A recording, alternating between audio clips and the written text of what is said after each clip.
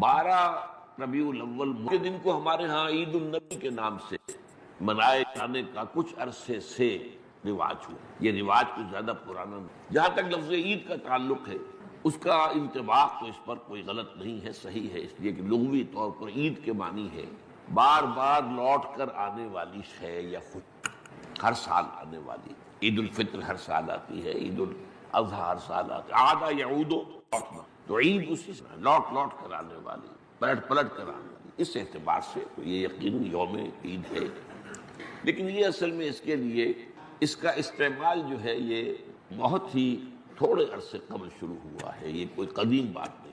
اول تو یہ کہ حضور کی ولادت جو ہے 12 ربیع الاول متفق علیہ نہیں ہے، حضور کی ولادت کی تاریخ طے نہیں ہے۔ مہینہ تو طے ہے کہ ربیع الاول تھا، اس میں کسی شک و شبے کی گنجائش نہیں، لیکن تاریخ متفق علیہ، بلکہ میرے نزدیک اس سلسلے میں قاضی سلیمان سلمان منصور پوری رحمۃ اللہ علیہ، جو ایک بڑی عظیم کتاب کے مصنف ہیں، اگرچہ وہ اتنی مشہور نہیں ہو سکی جتنے کی مولانا شبلی کی رحمۃ للعالمین مشہور ہوئی، لیکن بہت سے اعتبارات سے مولانا شبلی کی کتاب سے وہ بہت بڑھتر ہے، بہت اونچی۔ اور یہ جو تھے قاضی سلیمان سلمان منصور پوری، یہ تقویمات کے بڑے ماہر ہیں۔ گرگری کیلنڈر جو ہے، جو کرسچن کیلنڈر ہے، اس کو بھی خوب جانتے تھے، اور یہ جو قمری کیلنڈر ہے اس سے بھی خوب واقف تھے، ہندی کیلنڈر سے بھی پوری طرح واقف تھے، اسی طریقے سے یہودیوں کے کیلنڈر سے بھی پوری طرح واقف تھے۔ تو اس میدان میں ان کا خاص چونکہ ایک معاملہ تھا، تو انہوں نے طے کیا ہے یہ، اور میں اسی سے متفق ہوں کہ حضور کی تاریخ پیدائش 9 ربیع، البتہ آپ کی تاریخ وفات متفق علیہ ہے 12 ربیع الاول اصل میں حضور کے انتقال کر۔ اور یہ مجھے تو یاد ہے اپنے بچپن کے اندر، ابھی میرا بچپن جو ہے کوئی 100 سال 200 سال پرانا تو نہیں ہے، یوں سمجھیے کہ پاکستان کے قیام سے پہلے تک یہ ہمارے ہاں 12 وفات کے طور پر منایا جاتا ہے۔ اس کا نام ہی تھا 12 وفات، 12 وفات، 12 ربیع الاول جو حضور کا یوم وفات ہے۔ اس میں کوئی جشن کا تصور نہیں تھا، کوئی دھوم دھڑکا نہیں تھا، کوئی جلوس نہیں تھے۔ ہاں ضرور ہے کہ کبھی جلسے ہو جاتے تھے، کوئی میلاد کی محفلیں ہوتی تھی، لیکن میلاد کی محفلیں جو ہے وہ صرف یوم ولادت کو نہیں ہوتی تھی، وہ تو گویا کہ ہمارے ہاں کی ایک تہذیب کا ایک جز بن گیا تھا، خاص طور پر خواتین کے لیے، اور وہ تعلیم بالغاں کا ایک اچھا ذریعہ تھا۔ تو اس دن کیا کرتے تھے کہ کھانا پکا کر بڑے پیمانے پر غریبوں کو کھلایا جاتا، بس یہ اس کی ایک جو تھی وہ صورت تھی۔ باقی یہ کہ اس کے علاوہ کوئی دھوم دھڑکا اور کوئی اس کو عید قرار دینا جو ہے وہ موجود۔ اس اعتبار سے غور کیا جائے تو ہمارے لیے ان چیزوں میں سوچنے کا ایک ہے، مقام ہے کہ کچھ چیزیں، البتہ یہ کہا گیا ہے، میں اس پہ یقین سے نہیں کہہ سکتا کہ اس کی جو ایجاد کی گئی ہے عید میلاد النبی سے، ان کے موجد جو ہے مولانا احمد رضا خان بریلوی، اس کی وجہ کیا تھی؟ اس وقت جو ہے شیعہ سنی کچھ معاملہ مسابقت کا شدت اختیار کر، انہوں نے محسوس کیا کہ یہ شیعوں نے جو یہ محرم اور اس کے تعزیوں کا معاملہ شروع کر رہا، اس سے سنی عوام بھی بے انتہا متاثر، اس میں دھوم دھڑکا ہوتا ہے، اس میں پٹے کھیلے جاتے تھے، اس میں طرح طرح کے ساتھ تماشے ہوتے تھے، یہ وہ پرانے آج کل نہیں ہوتے، لیکن ہمیں بچپن میں یاد ہے کہ وہ جو ہیں وہ پٹے کھیلے جا رہے ہیں، تو گویا کہ شمشیر سنی کے مظاہرے ہو رہے ہیں، تو سب جاتے تھے، ہم بھی جاتے تھے، جا کر دیکھتے تھے، سب مسلمان شریک ہوتے تھے۔ اب اس ضمن میں جو بھی کچھ بیان کیا جاتا تھا وہ اس کا ظاہر بات ہے کہ ہمارے ذہنوں پر، ہمارے تحت الشعور پر اثر پڑ رہا تھا۔ تو یہ جو ہے اس کا ایک دعویٰ کرنے کہ اس کا علاج ہم سنی بھی کریں، تو کوئی ایسی ہی چیز ہونی چاہیے جو لوگوں کی دلچسپی کا ذریعہ بن جائے، موجب بن جائے، اور لوگ اس کے اندر ذوق در ذوق شریک ہوں۔ تو یہ میلاد النبی کے جلوس جو ہیں، ان کے موجد جو ہے مولانا احمد رضا خان بریلوی۔ بہرحال یہ بات تو میں نے ایک ٹیکنیکل انداز سے آپ سے کہی ہے، بہرحال یہ دن خوشی کا دن ہے، ولادت کا دن ہے، تو یہ چند باتیں تو میں نے کی ہیں۔ آج اس عید میلاد النبی کے نام کے حوالے سے اس کا پس منظر کیا ہے؟ آج جو مجھے موضوع دیا گیا ہے اس کے لیے میں نے سورہ اعراف کی آیت نمبر 157 کا آخری ٹکڑا جو ہے وہ آپ کو، اس کا ایک پس منظر ہے وہ جان لی۔ آپ کو معلوم ہے کہ جب حضرت موسیٰ بنی اسرائیل کو لے کر مصر سے نکلے ہیں، اس کے بعد مرحلہ آیا کہ اللہ تعالیٰ نے حضرت موسیٰ کو کوہ طور پر طلب فرمایا، تورات عطا کر، ان کی غیر حاضری میں ایک فتنہ کھڑا ہوا، اور کچھ لوگوں نے ایک بچڑا بنا کر اس کی پرستش اسٹائل میں، سامری کا بنایا ہوا بچڑا۔ جب حضرت موسیٰ واپس آئے انہوں نے یہ دیکھا، غضبناک ہوئے، اور پھر اللہ تعالیٰ کے حکم سے فیصلہ ہوا کہ 12 قبیلوں میں سے جن لوگوں نے بھی یہ شرک کیا ہے ان کو انہی قبیلوں کے لوگ خود قتل کریں. کئی ہزار اسرائیلی قتل ہوئے. یہ بہت بڑا یوں سمجھیے کہ پرج ہوا ہے اس قوم کے. اس کے بعد پھر مزید اللہ تعالیٰ کی خدمت میں استغفار کے لیے حضرت موسیٰ علیہ السلام اپنے 70 بڑے بڑے سردار جو تھے 12 قوم کو لے کر وہاں انہوں نے استغفار کیا اور ایک دعا کی، پروردگار وَاكْتُبْ لَنَا حَسَنَةً فِي الدُّنْيَا وَالْآخِرَةِ، ہمارے لیے نیکی کا اندراج کر دے دنیا میں بھی آخرت میں. جواب ملا اللہ تعالیٰ کی طرف سے، دیکھو عذاب تو میں جس کو چاہوں گا دوں،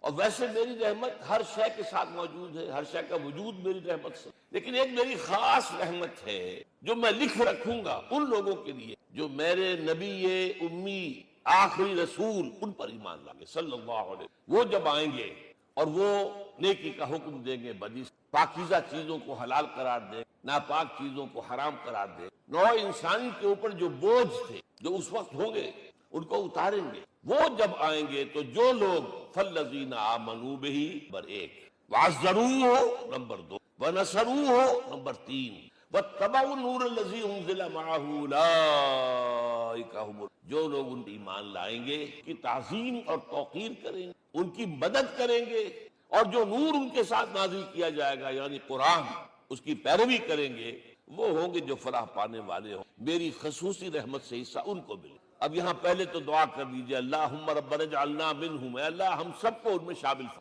جو تیرے نبی کے ساتھ تعلق کی ان 4 بنیادوں کی شرائط کو پورا کر سکے، تقاضوں کو پورا. اب ذرا ان میں سے ایک ایک کو لیجئے. ایمان جانی پہچانی چیز ہے، ایمان جسے کہتے ہیں اس کی تشریح میں جانے کی ضرورت نہیں، وقت بھی محدود، لیکن ایک بات سمجھنے کی ہے بہت ضرور. ایمان کے 2 لیول ہیں. ایک قانونی ایمان ہے جس کی بنا پر ہم ایک دوسرے کو مسلمان سمجھیں، اس کا تعلق اقرار باللسان کے ساتھ ہے، زبان سے کہنا اشہد ان لا الہ الا اللہ وحدہ لا شریک لہ واشہد ان سیدنا و مولانا محمد عبدہ ورسولہ. کوئی ہندو تھا، سکھ تھا، پارسی تھا، عیسائی تھا، یہ کلمہ کہے اور اسلام میں آ. لیکن یہ زبانی کلامی ایمان جو ہے یہ انسان کی سیرت و کردار پر اثر انداز نہیں. یہی وجہ ہے آج ہم دیکھ رہے ہیں مسلمان ہی جھوٹ بھی بول رہا ہے، مسلمان ہی بے ایمانی بھی کر رہا ہے، مسلمان ہی خیانت بھی کر رہا ہے، مسلمانوں کے لیڈر بلینز کی خیانت کر رہے ہیں. یہ کون سب مسلمان ہیں؟ وہ اس کی وجہ کیا ہے کہ ہم صرف قانونی مسلمان ہیں اور ہمارا ایمان قانونی ایمان ہے.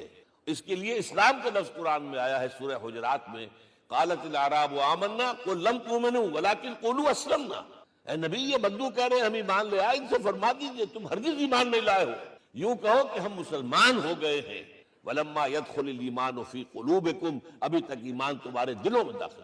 بہرحال اللہ کا شکر ہے اس نے ہمیں مسلمانوں میں پیدا کر دیا، ورنہ ہم میں سے کتنے ہوتے اگر کہیں اور پیدا ہو گئے ہوتے تو نعمت اسلام سے بھی ہم بہرہور ہو سکتے. کیا کہیں، اصل ایمان ہے جب وہ دل میں داخل ہو جائے، یقین بن جائے. اسی لیے بچپن میں یاد کیا ہوگا ایمان مجمل، آمنت باللہ کما ہوا باسمائہ وصفاتہ وقبلت جمیع احکامہ اقرار باللسان وتصدیق بالقلب. جب تصدیق بالقلب ہوگی تو اب اس کے تقاضے جو ہیں عملی پیدا ہوں. ان تقاضوں میں سے ایک میں 2 حدیثوں کے حوالے سے آپ کے سامنے رکھ رہا ہوں. پہلی حدیث حضرت عبداللہ بن عمرو بن العاص رضی اللہ تعالی عنہما سے لا یؤمن احدکم حتی یکون ہواہ تبعا لما جئت بہ. دیکھو تم میں سے کوئی شخص مومن نہیں ہو سکتا جب تک کہ اس کی خواہش نفس تابع نہ ہو جائے اس شریعت کے، اس قانون کے، اس ہدایت کے جو میں لے کر آیا. اگر عملاً تابع نہیں تو حقیقتاً دل میں جھانکو، do I really believe that Muhammad is the prophet of Allah?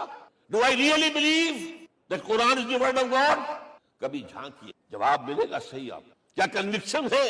Conviction ہو اور پھر حضور کی پیروی نہ ہو، حضور کے احکام کی پابندی نہ ہو، اللہ کے قوانین کی پابندی نہ ہو. حضور تو فرماتے ہیں صلی اللہ علیہ وسلم ایک ایسی بد اخلاقی اور کج خلقی پر صرف اسے کوئی گناہ کبیرہ بھی نہیں کہیں گے. فرمایا ایک مرتبہ واللہ لا یؤمن، واللہ لا یؤمن، واللہ لا یؤمن، خدا کی قسم فلاں شخص، خدا کی قسم فلاں شخص مومن، خدا کی قسم فلاں شخص مومن نہیں. صحابہ کانپ گئے. کون بدبخت ہے جس کے بارے میں فرمایا جا سکتا؟ من یار.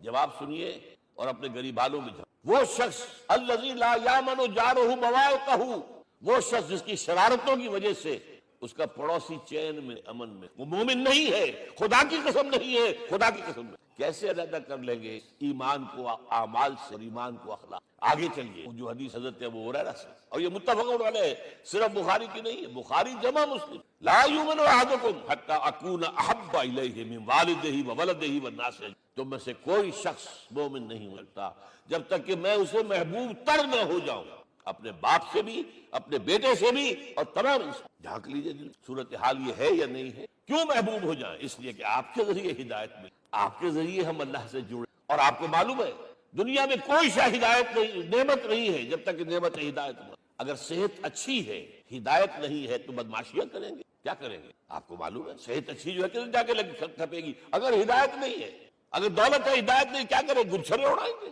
عیاشیاں کریں گے، لوگوں پر اپنی دولت کا روب گاڑیں گے۔ اولاد ہے، ہدایت نہیں ہے، یہ اولاد سہاد روح بھی بن جائے گی کہیں آپ کے لیے۔ کوئی شے نعمت نہیں ہے جب تک کہ نعمت ہدایت نہ ہو، اور ہدایت ہمیں ملی محمد رسول اللہ صلی اللہ علیہ وسلم، تو آپ سے بڑھ کر محبوب کون ہو؟ اس کے ضمن میں ایک بڑا پیارا واقعہ آتا، حضرت عمر سے پوچھ، عمر تمہیں مجھ سے کتنے، اندازہ کیجئے کہ کس قدر اپنائیت کسی سے ہوتی ہے تب یہ سوال ہوتا، عمر تمہیں مجھ سے کتنے؟ عرض کیا حضور مجھے آپ دنیا کے ہر انسان سے زیادہ محبت، فرمایا اور اپنی جان سے ذرا سا توقف کیا، دل میں جھانکا، ہاں حضور اب میں یہ بھی کہتا ہوں کہ میری جان سے بھی زیادہ عزیز ہے۔ آپ نے فرمایا الان عمر اب پہنچے ہو جو مقام درکار ہے، جو مطلوب، تو محبت اس درجے کی، اطاعت اس درجے کی، اگر نہیں ہے تو ایمان نہیں۔ ہاں قانونی ایمان ہے، اب مسلمان ہے، اللہ کا شکر ہے، بہت بڑا فضل۔ اب اگلے بات پر آئیے، الضروح، ان کی توقیر، ان کی تعظیم کرے۔ یہ تعظیم کس درجے؟ اب وقت بہت کم ہے، میں صرف آپ کو سورہ حجرات سے مثال دے، فرمایا گیا یا ایھا الذین آمنوا لا ترفعوا اصواتکم فوق صوت النبی ولا تجہروا لہ بالقول کجہر بعضکم لبعض ان تحبط اعمالکم وانتم لا تشعرون۔ اے ایمان والو، کبھی اپنی آواز کو حضور کی آواز سے بلند تر نہ کر دینا، کبھی جس طرح بلند آواز سے ایک دوسرے سے بات کرتے ہو ایسے نہ کر بیٹھنا، مبادا تمہارے سارے اعمال حق ہو جائیں اور تمہیں پتہ بھی نہ چلے۔ تم تو کہو گے میں نے کوئی گناہ کبیرہ تو نہیں، میں نے کوئی ڈاکہ نہیں ڈالا، چوری نہیں کی، کوئی زنا نہیں کیا، کوئی شراب نہیں پی، سوء ادب۔ لا ترفعوا اصواتکم فوق صوت ولا تجہروا لہ بالقول کجہر بعضکم لبعض ان تحبط اعمالکم وانتم لا تشعرون۔ یہاں ایک میں عملی بات بھی آپ کے سامنے رکھ، صحابہ کے بارے میں تو بات سمجھ میں آ گئی کہ اپنی آوازیں پست رکھ، ہم کیسے کریں؟ ہمارا ایک طرز عمل ہونا، اگر کسی گفتگو میں کوئی شخص کہ حضور نے یہ فرمایا ہے، کبھی یہ نہ کہے میں نہیں مانتا، ہاں توقف کر لیں، بھائی میں تحقیق کروں گا کہ واقعی ٹھیک، ضروری نہیں کہ جو کہہ دے مان لیں آپ، محدثین نے کتنی محنتیں کر کے چھانٹی، لہذا یہ، لیکن فوراً اگر آپ نے کہا نہیں میں نہیں مانتا، یہ عقل کے خلاف ہے، یہ فلاں ہے، یہ وہ ہے، یہ ہے کہ جو آپ سوء ادب کے نبی اکرم صلی اللہ علیہ وسلم، ہاں توقف کریں، غور کریں، تحقیق کریں، معلوم ہو کہ یہ اس طرح نہیں ہے۔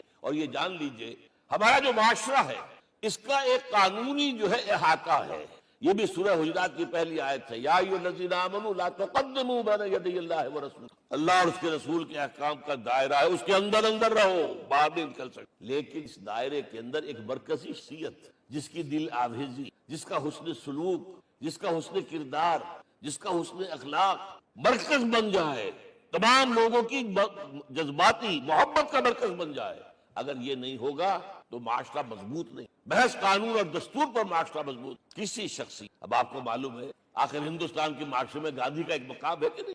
آخر یہ سارا معاملہ چل رہا ہے اسی کے گرد، ماؤ زے تونگ کے معاملہ ہے کہ نہیں؟ یہ سارا معاملہ دنیا، عام لوگ کہہ دیتے ریشنلسٹ لوگ کہ ان چیزوں کی کیا ضرورت ہے، بھئی قانون دیکھنا چاہیے، دستور دیکھنا چاہیے، حکم، جذباتی معاملہ کہ ایک ہستی تو ایسی ہو کہ جس کے کچھ کہنے پر فوراً زبانیں بند ہو جائیں۔ اور اس کا نقشہ میں سعودی عرب میں دیکھتا ہوں، اگر وہاں کے دو بندو لڑ رہے ہوں صف اور ایک دوسرے کو کھانے کو دوڑ رہے ہوں، کوئی شخص کہتے صلی علی النبی، فوراً خاموش، معلوم ہوتا ہے آگ کے اوپر کسی نے پانی ڈال دیا، خاموش، صلی علی النبی، صرف یہ کہہ دیں۔ یہ جذباتی وابستگی اگر محمد صلی اللہ علیہ وسلم، تو آپ کا معاشرہ کبھی یہ مرکزی شخصیت، یہ مرکز ہے، اسی لیے ان کے احترام کا یہ درجہ ہے، کیونکہ اس سے کیا ہوگا، تمہارا شرادہ بگڑ جائے گا، اگر ان کے ساتھ جذباتی محبت نہیں ہوگی تمہارا شرادہ۔ یہ آیا معاملہ۔ اب میں آپ کو بتانا چاہتا ہوں تعظیم ہمارے ہاں اصل میں ہم سیرت کی تقریریں کرتے ہیں، حضور کی عظمت بیان کرنے کی کوشش، کچھ لوگ تو خیر حضور کی زلفیں ہیں، حضور آنکھیں ہیں، حضور کی کملی ہے، حضور کا سایہ نہیں تھا وغیرہ، یہ باتیں اپنی جگہ ہیں ہر چیز، لیکن یہ جان لیجئے حضور کی اصل عظمت ایک نبی اور رسول کی حیثیت، اور وہ شے وہ ہے جہاں جبرائیل کے بھی پر جل رہے ہیں، اس کی حقیقت کون جانتا؟ میں ایک مثال دے رہا ہوں آپ کو کہ حضور 100 میں وصال رکھا کرتے تھے. آج روزہ رکھا، شام کو افطار نہیں کیا، رات کو چل رہا ہے روزہ، اگلے روز پھر وہ کنٹینیو کر رہا ہے شام تک. 2 دن کا 100 میں وصال، 3 دن کا بھی رکھتے. صحابہ نے اجازت چاہی، حضور ہمیں بھی اجازت نہیں. حضور آپ تو رکھتے ہیں، ہمیں منع کرتے ہیں. اب سن، ایکم مثلی، تمہیں سے کون ہے مجھ جیسا؟ ابھی تو اندر ربی، میں تو اپنے رب کے پاس رات گزارتا ہوں. ہوا یطعمنی ویسقین، وہ مجھے کھلاتا اور پلاتا. کیا سمجھیں گے ہم؟ کیا ہماری سمجھ میں آئے گا؟ یہ معاملہ نبوت کے جو اسرار و رموز ہے، مقام اور مرتبہ ہے، وہ کوئی نبی پہچان سکتا، غیر نبی تو پہچان ہی نہیں سکتا. ایک ڈاکٹر کا کیا مقام ہے اپنے فن میں، وہ کوئی ڈاکٹر نہیں سمجھ سکے گا، غیر ڈاکٹر کہاں سمجھ. اور حقیقت میں وہی سمجھے گا جو اس سے بھی اوپر کا ڈاکٹر ہے. نیچے والا تو نہیں سمجھ سکتا. جو کمتر ہے وہ تو صرف اوپر دیکھے گا، اللہ اللہ خیر. جو اوپر ہے اور ظاہر ہے محمد سے اوپر کوئی. یہی وجہ ہے، دیکھیے شیخ سعدی کو کیا کہنا پڑا، یا صاحب الجمال و یا سید البشر من وجهك المریر لقد نور القمر لا يمكن الثناء كما كان حقه بعد خدا بزرگ توئی قصہ مختصر. اے محمد صلی اللہ علیہ وسلم، آپ کی ثنا جیسے کہ حق ہے ہو ہی نہیں سکتی. غالب اس سے بھی آگے گیا ہے، میں بات ابھی آپ کو سناتا ہوں. آپ کی ثنا کا حق ادا ہو ہی نہیں سکتا. بس ہم یہ جانتے ہیں اللہ کے بعد آپ کا مقام. غالب جو آگے گیا ہے کہتا ہے، غالب ثنا خواجہ بیزدان گذاشت کہاں ذات پاک مرتبہ دان محمد. اے غالب، ہم نے تو حضور کی ثنا تو اللہ کے حوالے کر دی ہے، اس لیے کہ وہی ذات پاک جانتا ہے مرتبہ محمد کا کیا ہے صلی اللہ علیہ وسلم. ہم بیان کرنے کی کوشش کریں گے تو توہین کر بیٹھ. ایک لطیفہ ہے، ایک بیچارہ کوئی دیہاتی کہیں پھنسا ہوا تھا کسی جگہ، تھکا ہوا چل رہا تھا، ڈپٹی کمشنر صاحب جا رہے تھے، کار میں بٹھا لیا. اب اس نے کہا، پتر تینوں اللہ پٹواری کرے. اب اس غریب کے جو ہے اس کے ذہن میں تو پٹواری سے اوپر تو کچھ ہے ہی نہیں. اس کے قلم سے جو ہے ادھر کا انتقال ادھر ہو گیا، ادھر کی ادھر چلی گئی. تو ڈی سی کو وہ تعریف کر رہا ہے اپنے سمجھ کے مطابق، پٹواری کرے. تو ہم کہیں پٹواری والا معاملہ نہ. ہاں، ایک پہلو ایسا ہے اس کے حوالے سے حضور کی عظمت ہماری سمجھ میں آئے گی. حضور ایک انسان کی حیثیت سے کیا تھے، ایک باپ کی حیثیت سے آپ کا کیا طرز عمل. ذرا یاد کیجئے، جگر گوش ہے رسول حضرت فاطمہ بطول رضی اللہ تعالیٰ عنہ، وہ حاضر ہو گئے. ابا جان دیکھیے چکی پیس پیس کر یہ گھٹے پڑ گئے ہاتھ میں، یہ کنویں سے پانی لاتی مشکیزیں کہ یہاں پر بندیاں پڑ گئی. حضور اب تو عام لوگوں پر بھی آسانی ہے کہ ہاں غلام آ گئے ہیں، کنیزیں آ گئی ہیں، مال و دولت، مجھے بھی کوئی غلام کر. اور آپ کو معلوم ہے یہ لخت جگر نور چشم محمد کی سب سے پیاری بیٹی صلی اللہ علیہ وسلم، کوئی شک نہیں، فاطمہ کیا بیتی ہوگی اس کے قلب. لیکن فرمایا کیا بیٹی، یہ دنیا کی، میں تمہیں اس سے بہتر شے دیتا ہوں. تسبیح فاطمہ ہر نماز کے بعد 33 مرتبہ الحمد للہ اللہ اکبر کی سوچ لیجیے دل پہ اللہ ہے. حضرت عائشہ سے پوچھئے، حضرت خدیجہ سے پوچھئے، حضور کیسے شوہر تھے آپ سے زیادہ خواتین کے حق میں نرم، گھر کے کام کا جھاڑو دے رہے ہیں، کپڑے جو ہیں بوسیدہ انہیں سی رہے، گھر میں بیٹھے ہوئے یہ کام کر. بہرحال ایک بات میں آپ سے عرض کروں، آپ انسان کی جس حیثیت کا بھی ذہن میں تصور کریں گے وہ ساری حیثیتیں محمد میں موجود ہیں صلی اللہ علیہ وسلم. محمد حاکم کی حیثیت، محمد سب سالار کی حیثیت سے بھی، محمد قاضی القضات بھی ہیں، محمد ہیڈ آف دی اسٹیٹ بھی ہیں، محمد بیویوں والے بھی ہیں، اولاد والے بھی ہیں، محمد 5 وقتہ امام بھی ہیں، جمعے کے خطیب بھی ہیں، مدرس قرآن بھی ہیں، مربی بھی ہیں، مزکی بھی ہیں. اور ہر میدان میں بلند تک کوئی ایسی جامع شخصیت ملے گی. ہمارے ہاں تو حال یہ ہے کہ جو خطیب صاحب ہوتے ہیں وہ 5 وقتہ نماز کیسے پڑھا سکتے، ان کا تو اونچا مقام ہے. 5 وقتہ نماز کے لیے تو علیحدہ چاہیے امام آپ کو، اور وہاں بھی ایک امام سینئر ہوگا وہ عشاء مغرب اور فجر پڑھائے گا، ایک جونیئر ہوگا بیچارہ وہ جو خاموش نماز ہے وہ پڑھائے گا. 5 وقتہ نماز پڑھا رہے محمد صلی اللہ علیہ وسلم. اور خطیب مربی بھی وہی ہے، مزکی بھی وہی ہے. ہمارے ہاں جو لوگ تزکیہ نفس کے میدان میں ہیں وہ پھر جماعت کبھی نہیں کراتے. کبھی نہیں دیکھا ہوگا آپ نے کسی صاحب کو. یہ جامعیت کیوں ہے؟ جامعیت کبریٰ. میں صرف ایک بات کہا کرتا ہوں، ایک اعتبار سے حضور کا اسوہ نام، آپ مجھے سوء ادب کا مرتکب نہ قرار دے دیں. اسوہ کیا ہے؟ عورت کے لیے اس کی اپنی نسوانی زندگی کے لیے اسوہ آپ میں نہیں ہے. آخر نصف انسانیت ہے، اسے بھی یہ ہے جس کی وجہ سے حضور نے شادیاں کی ہیں زیادہ. خواتین کے لیے اسوہ حضور کی ازواج مطہرات ہیں، اور ان میں سب سے بڑھ کر جو بالکل یوں سمجھیے کہ آغاز کے اندر نوجوانی میں آ گئی ہیں، نہایت ذہین و فطین، انہوں نے پھر عورت کی حضور کا جو طرز عمل تھا وہ انہوں نے بیان کیا. اس لیے سورہ احزاب کے اندر اس کا تذکرہ ہے جہاں یہ آتا ہے لقد کان لکم فی رسول اللہ اسوۃ حسنہ، وہیں پر یا نساء النبی لستن کاحد النساء، اے نبی کی بیویوں تم عام عورتوں کے مانند ہو، تمہیں تو اسوہ بننا ہے امت کے. اب اس سے اگلا قدم میں بڑھا رہا ہوں آگے، اور اس کے ساتھ جڑ جائے گی تیسری بات کیا ہے، وَنَصَرُوهُ، اس کی مدد کریں صلی اللہ علیہ وسلم. پہلی بات تو یہ نوٹ کیجئے، حضور انتہائی غیور تھے، انتہائی غیور۔ یہ کہا جاتا ہے کہ اگر حضور گھوڑے اس میں سوار ہوتے تھے اونٹ پر اور آپ کا کوڑا نیچے گر گیا تو آپ یہ کسی سے نہیں کہتے تھے کہ ذرا یہ میرا کوڑا مجھے پکڑا دینا، یہ بھی گوارا نہیں تھا۔ آپ اونٹ بٹھا کر اتر کر اپنا کوڑا خود اٹھا، کسی سے اپنے ذاتی کام کے لیے کوئی مدد مانگنا امکان ہی نہیں۔ بلکہ ایک واقعہ تو وہ ہے جب بھی میں تذکرہ کرتا ہوں میری آنکھوں میں آنسو آ جاتا ہے، یہ ہجرت کے وقت کا واقعہ ہے۔ آپ کو معلوم ہے حضور نے تمام مسلمانوں کو مکے سے جانے کی اجازت دی، چلے جاؤ مدینے، چلے جاؤ، آپ خود تھے موجود، اس لیے کہ رسول اپنے مقام کو وداؤٹ ایکسپریس پرمیشن فرام اللہ سبحانہ وتعالی۔ اب حضرت ابوبکر پوچھ رہے ہیں حضور اجازت آ گئی؟ نہیں آئی، آ گئی نہیں آئی، دن گزر۔ حضرت عائشہ کی روایت ہے کہ ایک روز ہم نے دیکھا دوپہر کے وقت آ رہے ہیں حضور، کپڑے سے اپنا سر جو ہے ڈھانپا ہوا ہے۔ عرب میں دوپہر کے وقت وزٹ کرنا جو ہے یہ ان کے خلاف، ان کی تہذیب، یہ قیلولے کا وقت۔ تو حیران ہوئے، آتے ہی فرمایا ابوبکر کی اجازت۔ اب انتہائی اور بڑی امید کہ بڑی شاباش ملی۔ حضرت ابوبکر فرماتے ہیں، عرض کرتے ہیں حضور میں نے 2 اونٹیاں تیار کر رکھی ہیں، خوب کھلا پلا کے انہیں فرما کیا ہوا ہے، یہ ہجرت میں ہمارے کام آئے گی۔ تو تھوڑا سا توقع فرماتے، ایک میں استعمال کروں گا لیکن کی قیمت۔ حضرت ابوبکر رو پڑے، حضور مجھ سے یہ مغایرت، صاحب کے طلاق کے ساتھ رہنے والا، اس سے یہ مغایرت، ذرا سے اشارے پر اپنی کم سن بیٹی پیش کر دی نکاح کے، اس سے یہ مغایرت، رو پڑے۔ حضور کی غیرت تھی۔ اب بتائیے مدد کا کے لیے درکار تھی؟ مدد تھی ان کے مشن کے لیے۔ مشن 2 حصوں میں تھا، اس کو جانیے، آج کچھ علمی باتیں آ رہی ہیں۔ حضور کے مشن کے 2 حصے، ایک ابتدائی جو تمام انبیاء اور رسول کا تھا، ایک تکمیلی جو صرف محمد کا صلی اللہ علیہ وسلم۔ ابتدائی کیا ہے؟ اللہ کی طرف دعوت، جو دعوت قبول کر لے ان کے لیے بشارت کہ تمہارے لیے آخرت میں جنت، رد کر دے ان کے لیے نذیر، خبردار کر، داعی اللہ، اللہ کی طرف بلانے والا، سراجا منیرا، روشنی کے چراغ۔ یہ حیثیتیں مشترک ہے تمام انبیاء۔ تمام انبیاء بشیر بھی تھے، نذیر بھی تھے، داعی بھی تھے، سراج بھی تھے، اگرچہ ان تمام حیثیتوں میں بھی حضور کا سب سے اونچا مقام علیحدہ نہ، لیکن حیثیتیں بنیادی طور پر مشترک۔ ایک حیثیت تکمیلی، اور وہ کیا ہے؟ اے نبی جو دین آپ کو دیا گیا ہے صرف تبلیغ نہیں، صرف تعلیم نہیں، اس کو قائم کر کے دکھاؤ نظام زندگی کی حیثیت۔ 3 مرتبہ قرآن میں یہ الفاظ حضور کے لیے آئے ہیں، هو الذی ارسل رسولہ بالہدی ودین الحق لیظہرہ علی الدین کلہ۔ 3 دفعہ سورہ توبہ میں یہ الفاظ آئے، سورہ صف میں یہ الفاظ آئے، سورہ فتح میں یہ، وہی اللہ جس نے بھیجا ہے اپنے رسول صلی اللہ علیہ وسلم، الہدی قرآن حکیم، ہدایت کاملہ، اور نمبر 2 دین حق۔ یہ 2 چیزیں دے کر بھیجا، کس لیے؟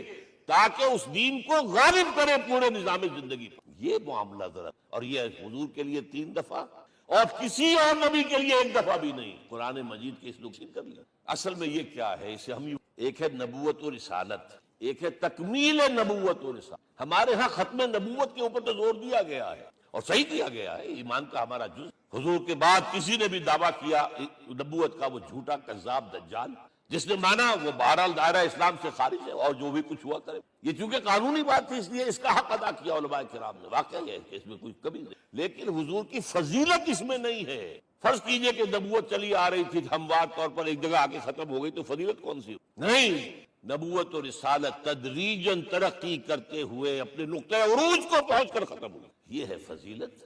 اب آپ سوچئے الہدا دیا گیا حضور کو، تو کیا تورات میں ہدایت نہیں تھی؟ سورہ اعراف کی آیت ہے، سورہ مائدہ کی، انا انزلنا التوراۃ فیہا ھدی ونور، ہم نے نازل کی تھی تورات، اس میں ہدایت بھی تھی، نور بھی تھی، ہم مانتے ہیں اللہ کی کتاب تھی۔ وہی فرمایا ہے انجیل فیہا ھدی ونور، اس میں ہدایت بھی تھی، نور بھی تھی۔ پھر یہ الہدا قرآن آیا، یہ کیا ہے؟ ہدایت نے درجہ بدرجہ ترقی کرتے ہوئے قرآن میں آ کر کامل ہو گئی، ہدایت کامل۔ وجہ کیا ہے؟ انسان کا شعور بھی تو درجہ بدرجہ بڑھا ہے۔ ایک وقت تھا ہمارا بچپن تھا، فکر کے اعتبار سے، سوچ کے اعتبار سے، علم کے اعتبار سے، ہمارے آباء و اجداد کبھی جو رہتے تھے غاروں کے اندر یا کبھی آئے ہیں تو کیا تھا ان کے۔ اب اس وقت جو ہے کسی کو آپ پرائمری کے بچے کو پی ایچ ڈی ڈاکٹر رکھ دیجئے ٹیوٹر، تو کیا پڑھائے گا تو وہی جو پرائمری کا بچہ سمجھ سکے۔ لہذا وہ جو کہا گیا تھا آدم کو اس زمین کی خلافت دیتے، فَإِمَّا يَأْتِيَنَّكُم مِّنِّي هُدًى فَمَن تَبِعَ هُدَايَ فَلَا خَوْفٌ عَلَيْهِمْ وَلَا هُمْ يَحْزَنُونَ۔ یہ ہدایت رفتہ رفتہ آئے گی آئے گی آئے گی آئے گی۔ اور یہ بات جان لیجئے، پروفیسر ڈاکٹر محمد شریف نے جو کتاب لکھی ہے فلسفے کی تاریخ، اس میں بتایا ہے کہ 1200 برس انسانی تاریخ کے بہت ہی پروڈکٹیو فلسفیانہ فکر کے لیے، from 600 BC to 600 AD 1200 year سارے فلسفے اسی میں پیدا. سقراط، مختار، افلاطون اور یہ سب نکل گئے، اور کنفیوشس بھی آ گیا، تاؤ بھی آ گیا، اور بدھ بھی آ گیا، جین بھی آ گیا، سب آ گئے، سب آ گئے. گویا کہ انسان جب کچھ سوچ سکتا تھا، جتنا سوچ سکتا تھا سوچ چکا.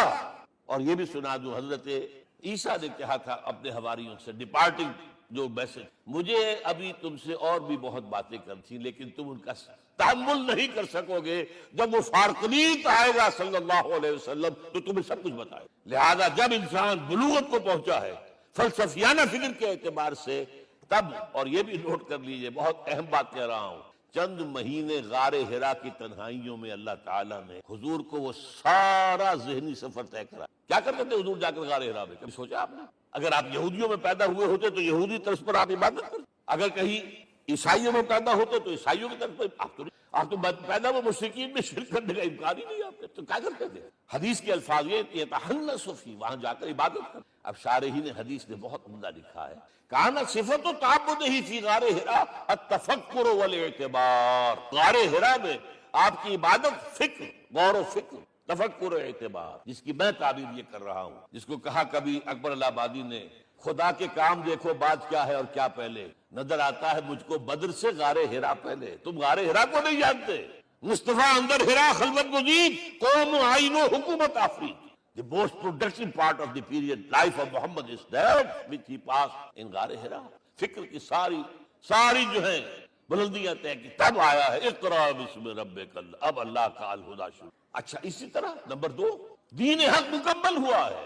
ورنہ جب ہم کبھی غاروں میں رہتے تھے کسی میونسپلٹی کا بھی سوال نہیں، نظام کسے کہیں گے؟ پھر یہ ہے کہ قبائلی نظام آیا، چلیے ایک شیخ ہے اس کا کہنا ماننا ہے، سب کچھ نظام تو بن گیا نا. اور نظام جہاں آئے گا جکڑ بندی ہو جائے گی. اب تم فلاں قبیلے کے شخص ہو، اس کا قبیلے کا سردار یہ، تمہیں حکم ماننا پڑے گا. اس قبیلے کی روایت یہ، تمہیں پیروی کرنی پڑے گی. You have to do it whether you like it اور ناٹ. پھر آپ کی سٹی اسٹیٹس وجود میں آئی، پھر امپائرز وجود میں آ گئے. 400-500 برس سے رومن امپائر، 400-500 برس سے ایرانین امپائر عرب کے اوپر ایسے تھی جیسے افغان کے سر کے اوپر بہت بڑا جو ہے پگڑ رکھا ہوتا ہے. کتنا بڑا ہوتا ہے وہ، کسی نے شعر کہا بھی تھا، مجھے تو اب یاد نہیں، کہ سر پہ باندھے ہوئے پورا افغانستان. میرا خیال سے ضمیر جعفر. تو کیا تھا یہ جزیرہ نما عرب، یہ جزیرہ کہلاتا ہے الجزیرہ. اس لیے کہ نیچے آپ کو معلوم ہے بحیرہ عرب، ادھر جو ہے خلیج آ رہی ہے آخر تک، ادھر سے بحیرہ قلزم جا رہا ہے، اور پھر خلیج عقبہ آ گئی ہے. تو یہ سارا جو ہے جزیرہ نما ہے، اس سے پیننسولا. لیکن عرب کے اوپر 2 اور ہیں، عراق عرب، شام عرب. عراق عرب پر قبضہ ایران کا، شام عرب پر رومیوں کا. اور جب یہ سلطنتیں بن گئی تو گویا کہ انسان شکنجے میں ظلم، محنت کرے کسان، عیش کرے جاگیردار، اور بادشاہ محل بنائے. لگان وہاں سے آ رہا ہے. از جفائے دے خدایاں کشت دہقانہ خراب. کرگے پر بیٹھا ہوا کوئی کھدر بن رہا ہے، ٹیکس دو.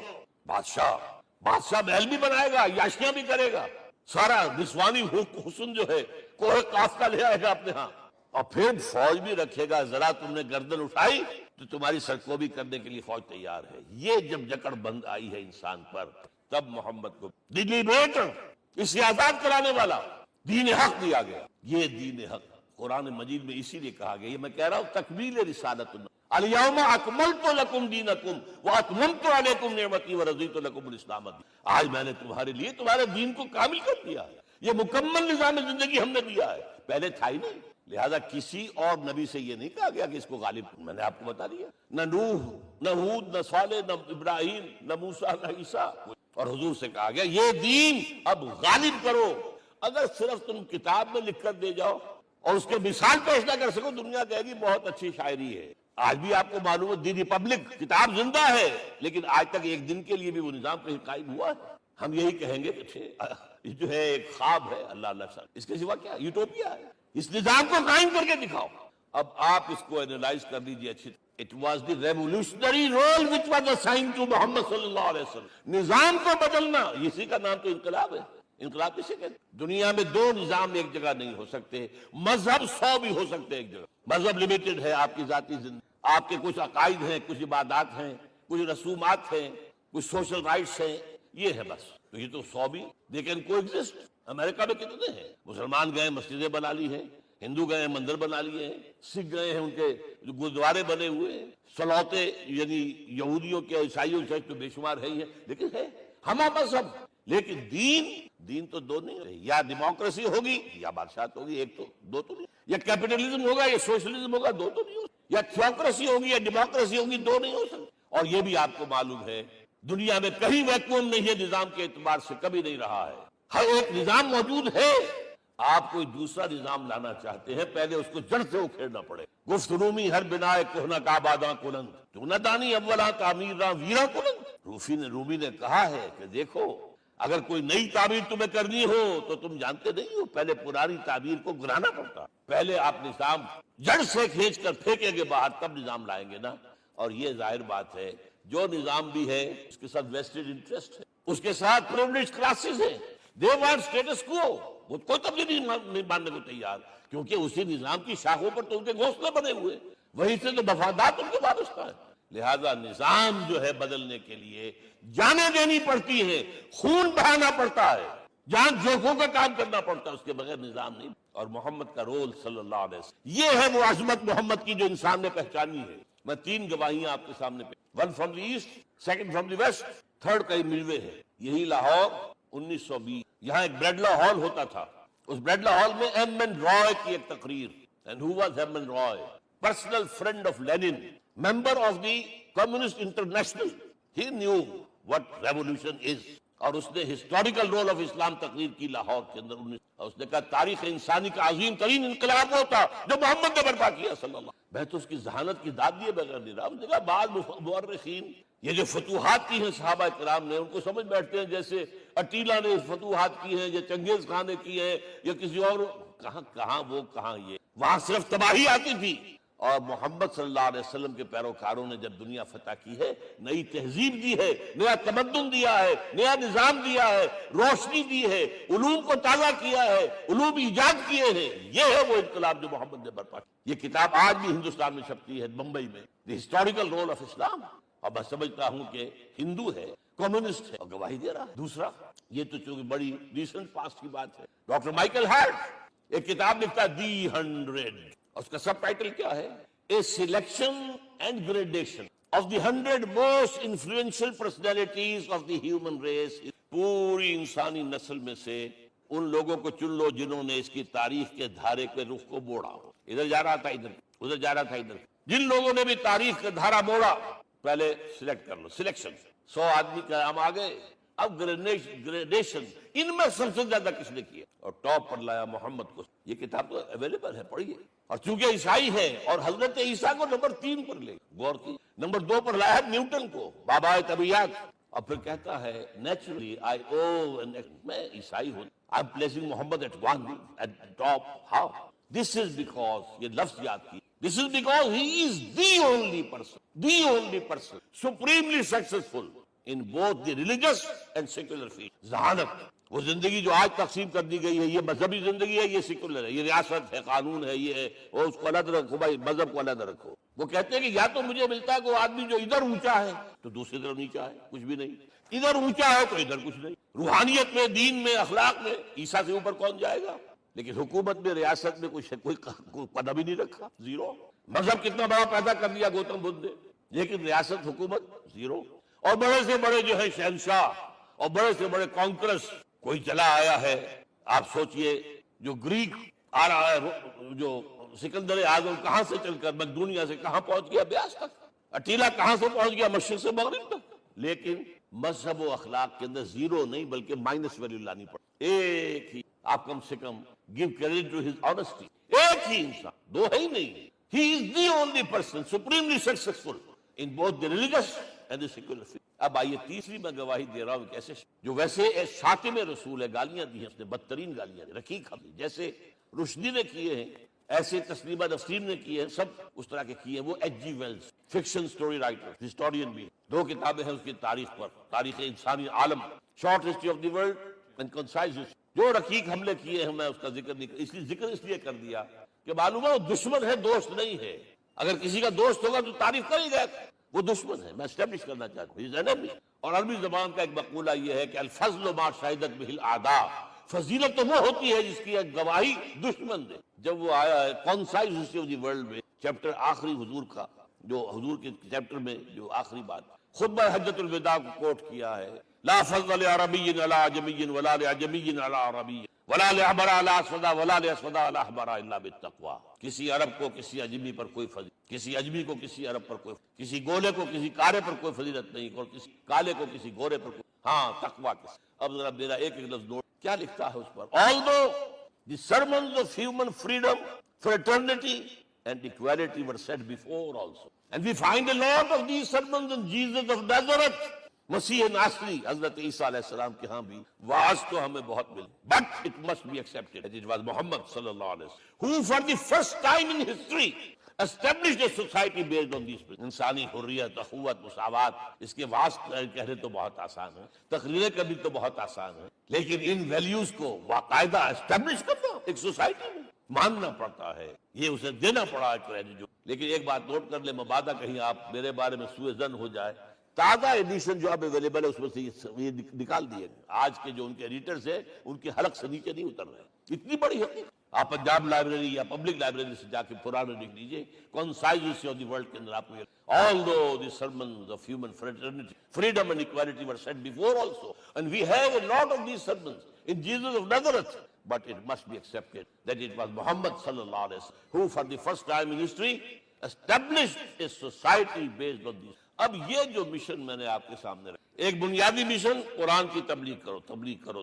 یا ایھا رسول بلغ ما انزل الیک من ربک وان لم تفعل فما بلغت رسالتہ. نمبر 2، جو دین حق دیا اسے غالب کرو، قائم کرو، نافذ کرو، اس کی مثال پیش کرو دنیا. ان دونوں میں مدد درکار تھی محمد. جیسے حضرت مسیح نے کہا تھا وَإِذْ قَالَ عِیسیٰ ابْنُ مَرْیَمَ لِلْحَوَارِیِّینَ مَنْ أَنصَارِی إِلَى اللَّهِ، کون ہے میرا مددگار اللہ کی راہ میں. جیسے کہ اللہ فرماتے سورہ حدید میں، بڑی پیاری آیت ہے، بڑی ریولوشنری آیت ہے، بلکہ میں لفظ استعمال بڑی ننگی انقلابی آیت ہے قرآن میں. اتنا صاف اللہ تعالیٰ ہی سچ بول سکتا ہے، کوئی اور تو ضرور کہیں نہ کہ اس کے اوپر کوئی کپڑا ڈال کے بات کرے. آیت نمبر 25 آف سورۃ الحدید، لقد ارسلنا رسلنا بالبینات، ہم نے اپنے رسولوں کو بھیجا واضح نشانیوں کے ساتھ، معجزات کے ساتھ. وانزلنا معهم الکتاب والمیزان، ان کے ساتھ کتاب اتاری، شریعت اتاری، میزان اتاری، نظام اتارا. لِيَقُومَ النَّاسُ بِالْقِسْطِ، تاکہ لوگ عدل پر قائم ہوں. اس لیے کتاب کیوں بھیجی، رسول کیوں بھیجے، نبی کیوں بھیجے، وحی کیوں بھیجی؟ تاکہ لوگ عدل پر قائم ہوں. یہ اس سے بڑی آیت کوئی ہوگی؟ عدل اجتماعی، یہ سوشل جسٹس. اب اگلا ٹکڑا پڑھیے، وَأَنزَلْنَا الْحَدِيدَ، ہم نے لوہا بھی اتارا ہے، فِيهِ بَأْسٌ شَدِيدٌ، اس سے اسلحہ بنتا ہے، جنگی قوت ہے. وَلِيَعْلَمَ اللَّهُ مَن يَنصُرُهُ وَرُسُلَهُ بِالْغَيْبِ، اور اللہ دیکھ لینا چاہتا ہے کون ہے اس کے وفادار بندے جو لوہے کی طاقت کو ہاتھ میں لے کر اللہ اور اس کے رسول کی مدد کرتے. دین اللہ کا، اسے قائم کرنا اللہ کی مدد ہے، اسے قائم کرنا محمد کا فرض ہے، اس کے جد و جہد کرنا محمد کی مدد ہے صلی اللہ علیہ وسلم. یہ تھی نصرت. اور یہ نصرت آپ کو معلوم ہے حضرت صحابہ نے کرام نے کی ہے کہ نہیں؟ جو شخص ایمان لایا فوراً داعی بن گیا، فوراً. ابو بکر ایمان لائے، اور 6 جو ہیں عشرہ مبشرہ میں سے چوٹی کے صحابہ، وہ ان کی دعوت پر ایمان لائے. سعد ابن ابی وقاص، طلحہ، زبیر، عثمان، سعید ابن زید، یہ سب کون ہیں؟ حضرت ابو بکر. نوجوان ہیں. مصعب بن عمیر کو گھر سے نکال دیا چچا نے، اور برہنہ کر کے نکالا ہے کم وقت، اس لیے کہ باپ مر گیا تھا، بہت دولت چھوڑ گیا تھا، ماں نے بڑے ناز و نام میں پالا تھا. کہتے ہیں 200 درہم کا جوڑا اس کا بن کر آتا تھا شام سے. جیسے کبھی ہم کہتے تھے کہ پنڈت نہرو کے کپڑے جو ہے پیرس سے سل کر آتے ہیں، اور جہاں سے گزر جاتا تھا مصعب، اتنا اس نے لگایا ہوتا تھا عطر کے پوری گلی جو ہے وہ خوشبو سے جو ہے بھر جاتی. چچا نے بلایا، تم جو یہ گلچھرے کر رہے ہو اپنے باپ کی دولت پر نہ، اور تم اسے کہتے ہو کافر، نکل جاؤ گھر سے. وہ چلنے لگے. یہ بات ٹین ایجر چلنے لگے. وہ سمجھا تھا کہ میرے یہ کہنے سے اس کو تارے نظر آ جائیں گے، یہ فوراً جو ہے توبہ کرے گا، پلٹ آئے گا. چلنے لگے تو اسے اور غصہ ہے، یہ کپڑے بھی اسی باپ کے ہیں، اتارو. وہی اتارے کھڑے. مادرزاد برہنہ ہو کر ماں کے، ماں نے آنکھوں پر ہاتھ رکھا. وہ سب کیا ہوا ہے؟ فرمایا امی میں موحد ہوں، یہ ہے توحید. اور اب جا کر حضور کے دامن بیت ارقم میں اب ہمہ وقت کارکن قرآن اتر رہا ہے، پڑھ رہے ہیں، قرآن اتر رہا ہے، یاد کر رہے ہیں، یاد کر. اور اس کے بعد جب کہا تھا مدینے والوں نے بیت عقبہ اولیٰ پر کہ حضور ہمارے سے آپ کی ملاقات تو سال کے بعد ہی ہوگی، درمیان میں تو آپ کو معلوم ہے خوریزی ہے، کوئی قافلہ بچ کے نہیں آ سکتا، تو اب آپ ہمیں کوئی اپنا شاگرد دی. مصعب بن عمیر کو انہوں نے کہا جاؤ.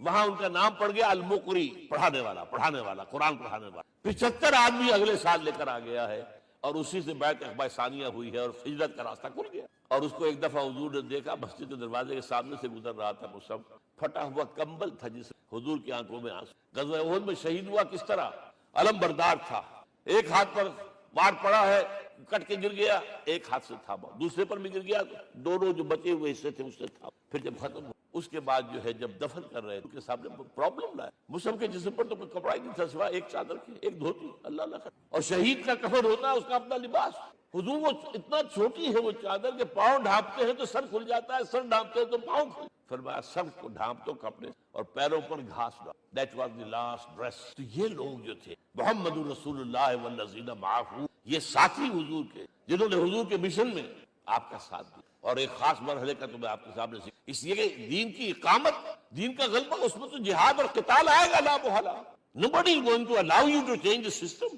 اگر سسٹم بدلتا ہے تو اس کے ساتھ جو مفادات بدلتے ہیں وہ ختم ہو جاتے ہیں، جو پریولیجز ہیں وہ ختم ہو جاتے ہیں۔ لہذا جب غزوہ بدر کا مرحلہ آیا ہے، حضور نے مجلس شورا بنا، اور آپ نے جو وہی سے آپ کو بتا دیا گیا تھا، دیکھو ایک قافلہ آ رہا ہے شمال سے، مال غنیمت سے زیادہ فضل، اور 50 صرف اس کے ساتھ محافظ، ایک لشکر آ رہا ہے جنوب سے گیل کاٹے سے، اور اللہ نے وعدہ کیا ہے کہ ایک پر ضرور تمہیں فتح دے گا، بتاؤ کدھر چل۔ یہ اصل میں کسی بھی سپہ سالار کے لیے وقت ہوتا ہے کہ اپنے ساتھیوں کے مورال کا اندازہ کریں۔ کچھ ہوں گے ہم جیسے کمزور بھی، انہوں نے کہا کہ حضور پہلے قافلے کی طرح آسانی سے فتح بھی ہو جائے گی اور ہتھیار مل جائیں گے ہمیں، ہمارے پاس تو ہتھیار بھی نہیں ہے، گنتی کے لوگوں کے پاس تلواریں بھی نہیں سب کے پاس، تو 50 آدمیوں کے ہتھیار تو ملیں گے، پھر لشکر سے نکلیں۔ اب حضور کہہ رہے ہیں اشیرونی، حضرت مقداد بن اسود کھڑے ہوتے ہیں، حضور ہمیں موسیٰ کے ساتھی نہ سمجھیے جنہوں نے کہہ دیا فَذَهَبْ أَنْتَ وَرَبُّكَ فَقَاتِلَا إِنَّا هَاهُنَا قَاعِدُونَ، ہم موسیٰ کے ساتھی نہیں، ہم آپ کے جانثار ہیں، آپ جو آپ کی نیت ہے آپ بسم اللہ کیجئے، ہم آپ کو کیا پتہ ہمارے ذریعے آپ کو اللہ تعالیٰ آنکھوں کی ٹھنڈک عطا فرمائے۔ حضور پھر فرمایا مجھے مشورہ دو، مجھے مشورہ۔ تب خیال آیا سعد ابن عبادہ رضی اللہ تعالیٰ عنہ کو، جو رئیس انصار تھے، ہو نہ ہو یہ ہماری طرف روئے، کیونکہ بیعت عقبہ ثانیہ جس کے نتیجے میں ہجرت ہوئی ہے اس میں طے یہ ہوا تھا کہ اگر یہ مکے والے مدینے پر حملہ آور ہوں گے آپ کو ختم کرنے کے لیے، ہم آپ کی حفاظت ایسے ہی کریں گے جیسے اپنے بیوی بچوں، اور ابھی مدینے پر حملہ ہوا نہیں ہے، حضور پری ایمپٹ کر رہے ہیں، باہر نکل کر مقابلہ کر، تو گویا کہ انصار کور نہیں ہوتے اس لیے بار بار اشیرونی۔ اب سعد بن عبادہ کانک تعنینا یا رسول اللہ، اے اللہ کے رسول شاید آپ کر ہوئے، فإنا آمنا بک وصدقناک، ہم آپ پر ایمان لا چکے ہیں، ہم نے آپ کی تصدیق کی، اب ہمارے پاس چوائس کون سا ہے؟ اگر آپ آگے چلیں ہم پیچھے چلیں گے، اگر برق الغبات تک پہنچیں گے ہم اپنی اونٹنیوں کو دبلا کر دیں گے، پہنچ یمن کا آخری شہر جو برق الغبات، اور اگر آپ ساحل سمندر پر کھڑے ہو کر اپنی سواری سمندر میں ڈالیں گے ہم بھی ڈالیں گے۔ بہرحال یہ مراحل ہیں کہ در کر حضور اللہ کے دین کو غالب کیا اور قائم، اور اس ہر سطح پر ہر مرحلے پر صحابہ کرام نے آپ کا، جہاں آپ کا پسینہ گرا وہاں انہوں نے محمد رسول اللہ والذین معہ اشداء علی الکفار رحماء بینہم، یہ ہے در حقیقت عظمت اللہ علیہ۔ آج کے دور میں سمجھ لیجئے اچھی، یہ دور جس کا کہ فاتح ہے حضور، فاتح سے مطلب افتتاح کرنے والے، اس دور میں اجتماعی نظام کی اصل اہمیت ہے۔ اجتماعی نظام غلط ہے، ایکسپلائٹیٹو ہے، تقسیم دولت کا نظام غلط ہے، کیا ہوگا؟ ایک طرف دولت جمع ہوگی، ایکومولیشن آف ویلتھ، ایک طرف بھوک، افلاس، فاقہ ہوگا۔ شاہ ولی اللہ دہلوی کہتے ہیں کہ جس معاشرے میں تقسیم دولت کا نظام غلط ہو جائے، یہ دو دھاری تلوار ہے، دو دھاری، دونوں طرف کاٹتی، ایک طرف دولت جمع ہوگی تو عیاشیاں ہوں گی، بدماشیاں ہوں گی، گلچرے ہوں گے، وہ بھی خراب، معاشرے کے لیے خراب، اور ایک طرف فقر ہوگا اور بھوک ہوگی اور فاقہ ہوگا، یہ بھی خراب۔ اس لیے کہ حضور فرماتے ہیں کاد الفقر ان یکون کفرا، فقر تو انسان کو کفر کی حد تک پہنچا دے، لہذا فقر کل نظام کو توڑنا ہوگا۔ یہ الفاظ شاہ ولی اللہ دہلوی رحمۃ اللہ جو 12ویں صدی ہجری کے مجدد، اس نظام کو بدلنا۔ اب آپ سوچئے حضور صلی اللہ علیہ وسلم نے جب اپنے اس مشن کی، تو میں اب دو باتیں آپ کو، چونکہ حضور کی بعثت صرف عرب کے لیے نہیں تھی، صرف عربوں کے لیے نہیں تھی، صرف ملک عرب کے لیے نہیں تھی، اگر یہ ہوتا تو آپ کا کام مکمل ہو گیا تھا، پورے عرب میں اللہ کی حکومت قائم ہو، ایک ایک شخص تک قرآن پہنچ گئی، لیکن 5 جگہ قرآن میں آیا ہے وَمَا أَرْسَلْنَاكَ إِلَّا كَافَّةً لِلنَّاسِ بَشِيرًا وَنَذِيرًا، ہم نے نہیں بھیجا آپ کو مگر تمام انسانوں کے لیے بشیر اور نذیر۔ لہذا کام مکمل نہیں ہوا، اقبال کہتا ہے وقت فرصت ہے کہاں، کام ابھی باقی ہے، نور توحید کا اتمام ابھی باقی۔ یہ بھی تکمیل رسالت کا مظہر ہے کہ حضور سے پہلے کوئی رسول پوری نوع انسانی کے لیے نہیں بھیجا گیا، آپ پہلے رسول ہیں اللہ کے اور آخری جو پوری نوع انسانی کے لیے۔ حضرت عیسیٰ نے بھی یہی کہا تھا اپنے حواریین سے، تو سینٹ پال نے اسے تبلیغی مذہب بنایا، انجیل میں اب بھی الفاظ موجود ہیں کہ I have been sent in search of the lost sheep of the house of Israel، میں تو اسرائیل کے گھرانے کی کھوئی ہوئی بھیڑوں کی تلاش میں بھیجا گیا، صرف بنی اسرائیل کے۔ قرآن بھی کہتا ہے رسولا الی بنی اسرائیل، واحد رسول ہیں جو پوری دنیا. اچھا کہہ دینا تو آسان ہو گیا، اس کا مطلب جب تک پوری دنیا پر اللہ کا دین غالب نہ ہو محمد کا مقصد بعثت ہنوز شرمندہ اور یہ ہوگا، اس کی خبر دی. یہ ایک تحفہ میں لے کر آیا آپ کے لیے. 8 صفحے ہیں، لیکن یہ سمجھیے کہ یہ سونے کے حروف سے شد کی وہ احادیث، وہ آیات جن میں حضور نے خبر دی کہ پوری دنیا پر اللہ کا دین غالب ہوگا. ہو نہیں سکتا کہ دنیا ختم ہو جائے اور محمد کا مقصد بعثت ابھی مکمل نہ ہو، ناممکن.